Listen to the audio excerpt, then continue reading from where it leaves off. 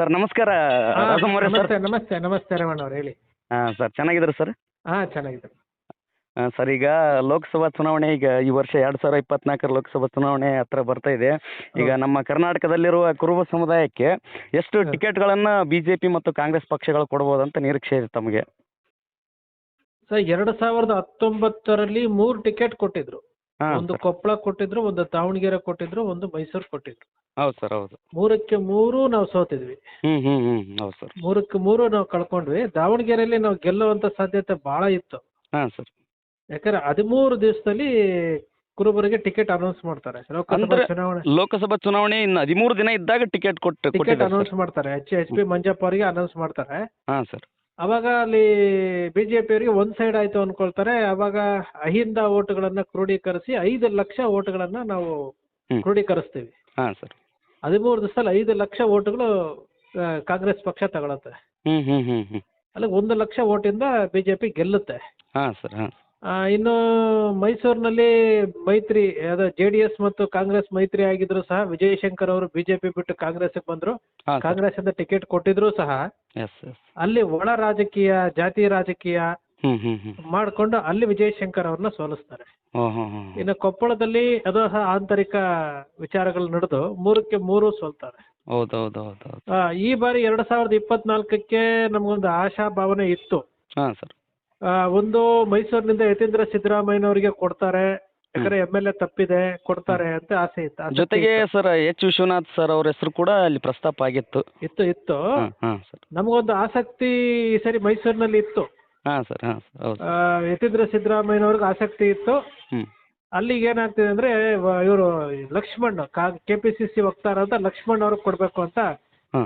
ಅವ್ರ ಹೆಸರು ಬರ್ತಾ ಇದೆ. ಇನ್ನೊಬ್ಬರು ಡಾಕ್ಟರ್ ಹೆಸರು ಕೇಳಿ ಬರ್ತಾ ಇದೆ. ಇನ್ನೊಬ್ಬರು ವಿಜಯ್ ಕುಮಾರ್ ಅಂತೇಳಿ ಜಿಲ್ಲಾಧ್ಯಕ್ಷರು ಯಾರೋ ಹ್ಮ್.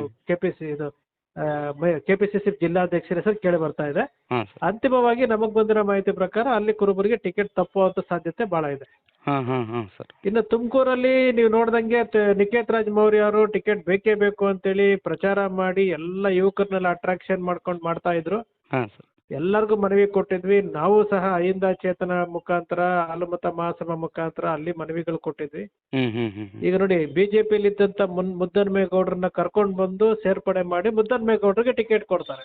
ಅಲ್ಲಿಗೆ ತುಮಕೂರು ಟಿಕೆಟ್ ತಪ್ತು. ಸರ್, ಇದು ಅನ್ಯಾಯ ಅಲ್ಲ ಸರ್. ಯಾಕಂದ್ರೆ ನಿಖೇತ್ ರಾಜ್ ಅವರು ಪಕ್ಷ ಸಂಘಟನೆ ರಾಜ್ಯಾದ್ಯಂತ ಮಾಡ್ಯಾರ, ಅತ್ಯುತ್ತಮ ವಾಗ್ಮಿ ಅದಾರ, ಕಾಂಗ್ರೆಸ್ ವಕ್ತಾರ ಅದಾರ, ಪಕ್ಷದಲ್ಲಿ ದುಡ್ದಾರ, ಯುವಕರಿ ಮನೆ. ಹಾಂ ಸರ್. ಇದೊಂದು.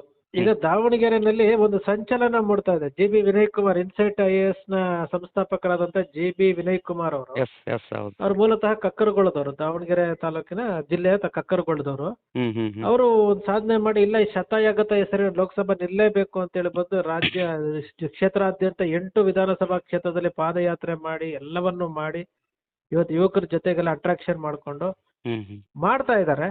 Yes sir. ಇಲ್ಲಿ ಏನಾಗಿದೆ ಅಂತಂದ್ರೆ ಶತಾಯಗತ ಇವ್ರಿಗೆ ಟಿಕೆಟ್ ಕೊಟ್ಬಿಟ್ರೆ ಎಲ್ಲಿ ಒಂದು ಬೆಳೆದು ಬಿಡ್ತಾರೋ ಅನ್ನೋ ಒಂದು ತಂತ್ರ ನಡೀತಾ ಇದೆ, ಕುತಂತ್ರ ನಡೀತಾ ಇದೆ, ಹುನ್ನಾರ ನಡೀತಾ ಇದೆ ನಾವು ಕಂಡಂಗೆ. ಈಗ ನಮಗೆ ಮಾಹಿತಿ ಏನಂದ್ರೆ ಶತಾಯಗತ ಇವ್ರ ಟಿಕೆಟ್ ತಪ್ಪಿಸ್ಬೇಕು ಅಂತೇಳಿ ಒಳಗಡೆ ಆಂತರಿಕವಾಗಿ ಪಿತೂರಿಗಳು ನಡೀತಾ ಇದೆ. ಅಂದ್ರೆ ಇಲ್ಲಿಯೂ ಸಹ ದಾವಣಗೆರೆಯಲ್ಲೂ ಸಹ ಇವಾಗ ವಿನಯ್ ಕುಮಾರ್ ಅವ್ರಿಗೆ ಕೊಟ್ರೆ 100ಕ್ಕೆ 100% ಗೆಲ್ತಾರ.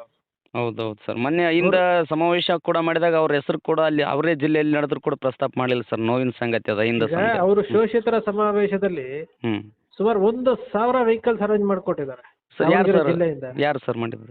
ವಿನಯ್ ಕುಮಾರ್ ಅವರು. ಅವರೇ ಮಾಡಿದ್ದ ಸರ್? ಅವರೇ 1,000 ವೆಹಿಕಲ್ಸ್ ಅರೇಂಜ್ ಮಾಡಿಕೊಟ್ಟಿದ್ದಾರೆ. ಪ್ರತಿ ಕ್ಷೇತ್ರದಲ್ಲೂ ಪ್ರತಿ ಗ್ರಾಮಕ್ಕೆ ಗಾಡಿಗಳು ಬಿಟ್ಟು ಶೋಷಿತರ ಸಮಾವೇಶಕ್ಕೆ ಚಿತ್ರದುರ್ಗಕ್ಕೆ 1,000 ಗಾಡಿ ಮಾಡಿಕೊಟ್ಟಿದ್ದಾರೆ.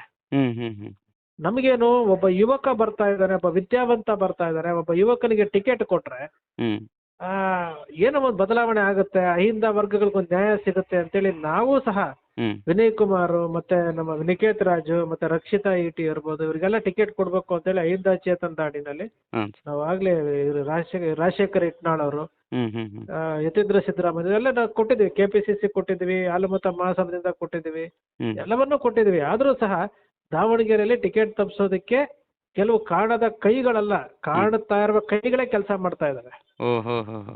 ನಾವು KPCCಗೆ ಹೋಗಿ DK ಶಿವಕುಮಾರ್ ಹತ್ರ ಮಾತಾಡಿದೀವಿ. ಹಾಂ ಸರ್. ಇಲ್ಲ ಯುವಕರು ಬೆಳಿಬೇಕು ಅಂದ್ರೆ ನಿಖೇತ್ ರಾಜ್ಗೆ ಇವ್ರು ಕೊಡಿ ಅಂದ್ರೆ ನಿಖೇತ್ ರಾಜ್ ಮುಗಿದೋಯ್ತು ಕತೆ. ಮನೆ ವಿನಯ್ ಕುಮಾರ್ ಕೊಡಿ ಅಂತೇಳಿ ನಾವು ಫೈಟ್ ಮಾಡ್ತಾ ಇದೀವಿ ಒಂದು. ಹಾಂ ಸರ್. ಈಗ ನಿಮ್ಮ ಬಾಗಲಕೋಟೆ ಸರ್ ಇದು ಬಾಗಲಕೋಟೆ ಲೋಕಸಭಾ ಕ್ಷೇತ್ರದ್ದು ಹೇಳಿ ಸರ್ ಅದನ್ನು. ಬಾಗಲಕೋಟೆನಲ್ಲಿ ಹ್ಮ್. ರಕ್ಷಿತಾ ಇಟಿ ಅವರು ಪಾಪ ಕಾಂಗ್ರೆಸ್ಗೆ ನಿಷ್ಠಾವಂತ ಕಾರ್ಯಕರ್ತೆಯಾಗಿ ಕೆಲಸ ಮಾಡ್ತಾರೆ. MLA ಸೀಟ್ ಕೇಳಿದ್ರು, MLA ಸೀಟ್ ಕೊಡ್ಲಿಲ್ಲ. ಆದ್ರೂ ಸಹ ಛಲ ಬಿಡದ MP ಸೀಟ್ ಆದ್ರೂ ಸಿಗುತ್ತೆ ಅಂತಂದ್ರು. ಆ ರಕ್ಷಿತಾ ಇಟಿ ಅವರಿಗೆ ಟಿಕೆಟ್ ಸಾಧ್ಯತೆ ಇದೆ ಸರ್. ಇದೆ ನಮ್ಗೆ. ಯಾಕಂದ್ರೆ ನನ್ನ ಪ್ರಕಾರ ಒಂದೇ ಒಂದ್ ಹೆಸರು ಫೈನಲ್ ಆಗಿ ಹೋಗಿದೆ ಅದು. ಇಲ್ಲ ಸರ್, ರಕ್ಷಿತಾ ಇಟಿ ಅವ್ರ ಹೆಸರು ಕೂಡ ರಕ್ಷಿತಾ ಇಟಿ ಅವ್ರದ್ದು ವೀಣಾ ಕಾಶ್ಯಪ್ನವ್ರು ಕಳಿಸಿದ್ದಾರೆ. ವೀಣಾ ಒಬ್ಬ ಸಮಾಜದ ವ್ಯಕ್ತಿಯಾಗಿ ನನಗೆ ಬಹಳ ನೋವಿನಿಂದ ಹೇಳ್ತೇನೆ. ಮತ್ತೆ ಕೊಪ್ಪಳದಲ್ಲಿ ರಾಜಶೇಖರ್ ಇಟ್ನಾಳ್ ಅವರಿಗೆ ಟಿಕೆಟ್ ಅಂತ ಫೈನಲ್ ಆಗ್ತಾ ಇರೋ ಟೈಮಲ್ಲಿ ಪ್ರತಿ ಸಾರಿ ಕೊಪ್ಪಳಕ್ಕೆ ಕೊಡ್ತಾ ಇದ್ರೆ ಸಿಂಧನೂರು ಭಾಗಕ್ಕೆ ಕೊಡಿ ಅಂತೇಳಿ ಅಲ್ಲಿ ಒಂದಷ್ಟು ಜನ ರಾಜಶೇಖರ್ ಇಟ್ನಾಳ್ ಅವ್ರ ಟಿಕೆಟ್ ಕೊಡಬಾರ್ದು ಅಂತೂ ಸಹ ತಪ್ಪಿಸುವಂತ ಪ್ರಯತ್ನಗಳು ನಡೀತಾ ಇದಾವೆ ಅಲ್ಲಿ ಸರ್. ಕೊಪ್ಪಳದ ಬೆಳಗಾವಿಯಲ್ಲಿ ನಡೆದಂತ ಶೆಪರ್ಡ್ ಇಂಡಿಯಾ ಇಂಟರ್ನ್ಯಾಷನಲ್ ಕಾರ್ಯಕ್ರಮದಲ್ಲಿ ಸತೀಶ್ ಜಾರಕಿಹೊಳಿ ಅವರು ವೇದಿಕೆ ಮೇಲೆ ಹೇಳಿದ್ರು, ಬೆಳಗಾವಿ ಜಿಲ್ಲೆಯಲ್ಲಿ 2 ಲೋಕಸಭಾ ಕ್ಷೇತ್ರದಲ್ಲಿ 1 ಕುರುಬರು ಕೊಡ್ಬೇಕು ಅಂತಿದ್ದೀವಿ ಅಂತ. ಅವ್ರ ಮಾತು ಉಳಿಸ್ಕೊಳ್ತಾರ ಗೊತ್ತಿಲ್ಲ. ಈಗೇನಾಗಿದೆ ಅಂದ್ರೆ ಕುರುಬರು ಅಂತಂದ್ರೆ ಇಷ್ಟು ಕರ್ನಾಟಕದ ಅತಿ ದೊಡ್ಡ ಸಮುದಾಯ. ಹೌದು ಸರ್, ಹೌದು. ನಮ್ಮ ಸಮುದಾಯದವರಿಗೆ ನಾವ್ ಎಷ್ಟಿದೀವಿ ಅನ್ನೋದೇ ಸರಿಯಾಗಿ ಗೊತ್ತಿಲ್ಲ. ಹೌದು ಸರ್. ಸಿಂಗಲ್ ಲಾರ್ಜೆಸ್ಟ್ ಕಮ್ಯುನಿಟಿ ಇನ್ ಕರ್ನಾಟಕ ನಾವು. ಅಂದಾಜು ಜನಸಂಖ್ಯೆ ಸರ್, ಕಮ್ಯುನಿಟಿ ಅಂದಾಜು ಜನಸಂಖ್ಯೆ ಎಷ್ಟಿದೆ? 60 ಲಕ್ಷ ಜನ ಬರ್ತೀವಿ ಎಸ್ಟಿ ಸೇರಿ. 60 ಲಕ್ಷ ಅಂದ್ರೆ ಕುರುಬರಲ್ಲಿರುವಂತ ಎಸ್ಟಿಗಳು ಸೇರಿ ಗೊಂಡ ಜೇನು ಸೇರಿ ಕಾಡು ಕುರುಬರು ಜೇನು ಕುರುಬರು ಎಲ್ಲ ಸೇರಿ 60 ಲಕ್ಷ ಜನ ಬರ್ತಾರೆ. ಸಿಂಗಲ್ ಲಾರ್ಜೆಸ್ಟ್ ಕಮ್ಯುನಿಟಿ ನಮ್ದು. ಭಾರತ ದೇಶದಲ್ಲಿ 14 ಕೋಟಿ ಜನಸಂಖ್ಯೆ ಇರೋ ಸಿಂಗಲ್ ಲಾರ್ಜೆಸ್ಟ್ ಕಮ್ಯುನಿಟಿ ನಮ್ದು. ಇಷ್ಟು ಕಮ್ಯುನಿಟಿ ಏನಾಗಿದೆ ಅಂತಂದ್ರೆ ಈ ಸಮುದಾಯಕ್ಕೆ ಏನ್ ಕೇಳ್ತಾ ಇದಾರೆ, ನಾವ್ ಏನ್ ಕೊಡಬೇಕು ಅಂತ ಯಾರಿಗೂ ಇಲ್ಲ. ಅಂದ್ರೆ ಜನಸಂಖ್ಯೆ ಆಧಾರ ಮೇಲೆ ನೋಡಿದ್ರೆ ಸರ್ 3 ರಿಂದ 4 ಜನ ಸಂಸದರು ಇರಬೇಕು ಇಲ್ಲಿ ಲೋಕಸಭಾ ಸಂಸದರು. ಹೇಳಿದ್ನಲ್ಲ ನಿಮಗೆ ಈಗ ನೀವು ಒಂದು ವರದಿ ಮಾಡಿದ್ರಿ ಕೊಲ್ಲೂರು ಮಲ್ಲಪ್ಪನವ್ರ ಬಗ್ಗೆ ಒಂದು ನನ್ನ ಸ್ಟೋರಿ ಮಾಡಿದ್ರಿ. ಹೌದು ಸರ್, ನಿಜ. ಹೌದು. ಅವ್ರು MP ಆಗಿದ್ರು, ರಾಜ್ಯಸಭಾ ಸದಸ್ಯರಾಗಿದ್ರು, ಅವ್ರ ಮಗ ಆಗಿದ್ರು. ಆಯ್ತಾ ಬಿಟ್ರೆ ರಾಜ್ಯಸಭಾ ಸದಸ್ಯರು ಒಬ್ರು ಇಲ್ಲ. ಮೊನ್ನೆ ನಾವು ರೇವಣ್ಣವ್ರು HM ರೇವಣ್ಣವ್ರು ಕೊಡ್ಬೇಕು ಅಂತೇಳಿ ನಾವು AICCಗೂ ಕೊಟ್ಟು ಬಂದಿದ್ವಿ, ಸುರ್ಜೇವಾಲಾ ಕೊಟ್ಟಿದ್ವಿ, ವೇಣುಗೋಪಾಲ್ ಕೊಟ್ಟಿದ್ವಿ, ಸೋನಿಯಾ ಗಾಂಧಿ ಅವ್ರಿಗೆ ಫ್ಯಾಕ್ಸ್ ಮಾಡಿದ್ವಿ. ಆಯ್ತಾ ಕೊಡ್ಲಿಲ್ಲ. ಆಯ್ತಾ ಇದು ಈ ಸಮುದಾಯ ಏನಂತ ತಿಳ್ಕೊಂಡಿದಾರೆ ನಮ್ಗಂತ ಗೊತ್ತಿಲ್ಲ. ಯಾಕಂದ್ರೆ ಇಡೀ ಸ್ವತಂತ್ರ ಬಂದಾಗಿನಿಂದ ಇವತ್ತಿನವರೆಗೂ 76-77 ವರ್ಷ ಆಗಿದೆ. ಇಡೀ ಕುರುಬ ಸಮುದಾಯಕ್ಕೆ 2 ರಾಜ್ಯಸಭಾ. ಒಂದು KR ನಗರದ ಬಸವರಾಜ್ ಅಂತ ಹೇಳಿ ಒಬ್ರು, ಇವರು ಕೊಲ್ಲೂರು ಮಲ್ಲಪ್ಪನವ್ರು ಒಬ್ರು, ಇಬ್ರೇ.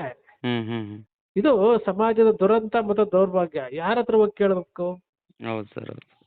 ಯಾರ ಹತ್ರ ಹೋಗಿ ಕೇಳ್ಬೇಕು? ಇವಾಗ ಟೋಟಲಿ ಟಿಕೆಟ್ ಆಯ್ತು, ಏನೋ ಒಂದು ಕೊಡ್ಬೇಕು, ಕುರುಬರಿಗೆ ಕೊಟ್ಟಿದ್ದೀನಿ ಅಂತ ಹೇಳ್ಬೇಕು, ಮಾಡ್ಬೇಕು ಅನ್ನೋ ಪರಿಸ್ಥಿತಿಲಿ ಇದ್ದಾರೆ ಅಂತೇಳಿ ನಮಗ್ ಬಂದಿರೋಂತ ಮಾಹಿತಿ. ಒಟ್ಟಿನಲ್ಲಿ ಏನಪ್ಪಾ ಅಂತಂದ್ರೆ 10 ವರ್ಷಗಳಿಂದ ಒಬ್ಬ MP ಇಲ್ಲ, ರಾಜ್ಯಸಭಾ ಸದಸ್ಯರಿಲ್ಲ, ಕುರುಬರಿಗೆ MLC ಮಾಡಲ್ಲ. MLC ಮಾಡಿ HM ರೇವಣ್ಣವರು ಕೊನೆಯ ಪಕ್ಷ ಅವ್ರ ಸಮಾಜದಲ್ಲಿ ಏನೋ ಒಂದು ಮಾಡ್ತಾರೆ, ಅವ್ರು ಕೊಡಿ ಅಂತೇಳಿ ನಾವೇ KPCC ರಾಜ್ಯಾಧ್ಯಕ್ಷರ ಹತ್ರ ಹೋಗಿ ಕುತ್ಕೊಂಡು ಮಾತಾಡಿದೀವಿ. AICC ಮಲ್ಲಿಕಾರ್ಜುನ ಖರ್ಗೆ ಅವ್ರ ಹತ್ರ ಮಾತಾಡಿದೀವಿ. ಕೊಡಿ, ಒಂದು ಕೊನೆ ಅವಧಿ ಕೊಡಿ ಅವರಿಗೆ, ನಿಷ್ಠಾವಂತ ಕಾರ್ಯಕರ್ತರಿದ್ದಾರೆ, ಸಮಾಜದ ಹಿರಿಯರಿದ್ದಾರೆ, ಕೊಡ್ರಿ ಅಂತ ಅಷ್ಟು ಸರಿ ನಾವು ಕೇಳಿದೀವಿ. ನೀವು ಏನ್ ಲೆಟರ್ ಕೊಟ್ರು ಏನ್ ಮಾಡಿದ್ರು ಇಲ್ಲ.